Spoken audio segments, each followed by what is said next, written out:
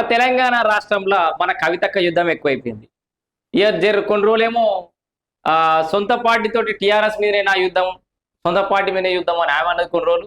ఆ తర్వాత ఇప్పుడు కాంగ్రెస్ మీదనే నా యుద్ధం అంటుంది. మొన్నదాకా సిద్దిపేట నుంచి సిద్ధం అన్నది పోటీకి, ఇప్పుడు గజ్వేల్ నుంచి సంసిద్ధం అంటుంది. ఇట్లా గడికొక్క మాట సేమ్ కేసీఆర్ బాపు, కేటీ రామారావు, హరీష్ రావు, సంతోష్ రావు, ఈ రావులంతా వీళ్ళు వాళ్ళ కుటుంబం ఎట్లయితే మాట మార్చిర్రో ఇప్పుడు కవిత రావు గారు కూడా గట్లే మాట మారుస్తారు. వాళ్ళకేం కొత్త కాదు, ఇది వెన్నుతో పెట్టిన విద్య.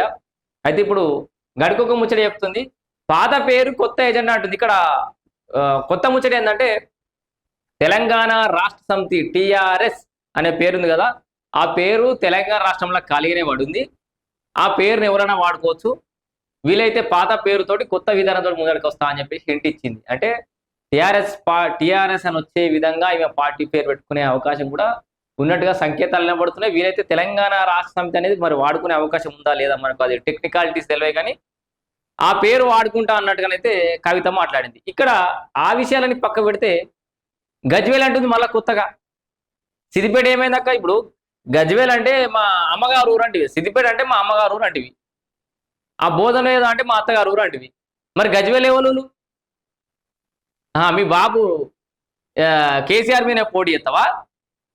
లేకపోతే ఆ నియోజకవర్గాల పునర్విభజన అయితే ఏంది మహిళకు రిజర్వ్ అయితే అక్కడ పోటీ చేస్తాడ. మరి కేసీఆర్ బాబు ఏడుకోవాలి?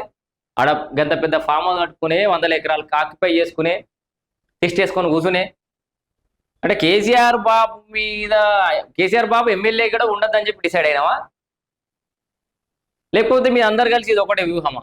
ఇక చూడురి, పాత పేరు కొత్త ఎజెండా, టిఆర్ఎస్ పేరు ఖాళీగా ఉంది, అది ఎవరైనా వాడుకోవచ్చు అంటుంది.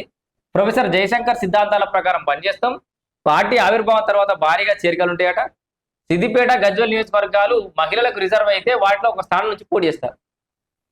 డైరెక్ట్ సిద్దిపేట రిజర్వ్ అయితే సిద్దిపేట నుంచి పోటీ చేస్తాను ఎందుకు చెప్తారు?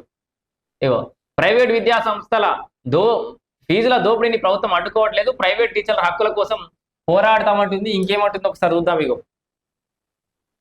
గజ్వేల్ నుంచి పోటీ చేస్తా, స్లీపింగ్ మూడ్ లో బీఆర్ఎస్ పార్టీ ఉంది, మా పార్టీలో యువతకు అధిక ప్రాధాన్యం ఇస్తాం, కాంగ్రెసే మా మొదటి శత్రువు, జనాభా ప్రాతిపదిక నియోజకవర్గాలు పెంచాలి, మీడియాతో తెలంగాణ జాగృతి అధ్యక్షురాలు కవిత. ఇంకేమన్నది ఒకసారి వద్దామా?